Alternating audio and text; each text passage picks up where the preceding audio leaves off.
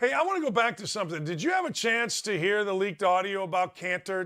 Does that make Cantner, or how bad does that make the NBA look? But the NBA's in bed, man, with all the media. No, not much coverage of all that. Not much. No, no. And that's the thing. Like everybody forgets everybody's in bed with everyone on this, right? Like, so the NBA is in bed with China. I mean, their deal is worth like 1.5 billion with their streaming services. And then you've got the media who are the rights holders for the NBA, and they're in bed together. So that's the thing that's tough. And there isn't a lot of coverage, and there wasn't from the beginning with what he was doing. I mean, that's just the way it is. And when you have all the major players kind of looking out for one another, it impacts what kind of coverage you get, what kind of honesty you get, how much transparency there is, how it's slanted and so forth. And that's why I think it's important to talk to people directly, like Cantor, and like, what are you experiencing? What is happening? What have you been told? How do you know this?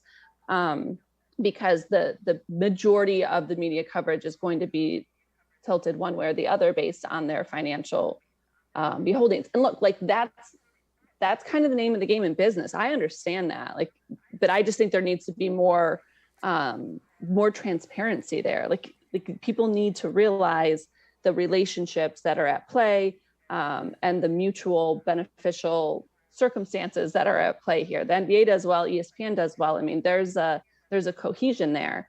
I understand companies need to put their financial interests first, fine, but like we need to be a little more transparent about it, and people need to be more aware of how it impacts what information they do and do not receive.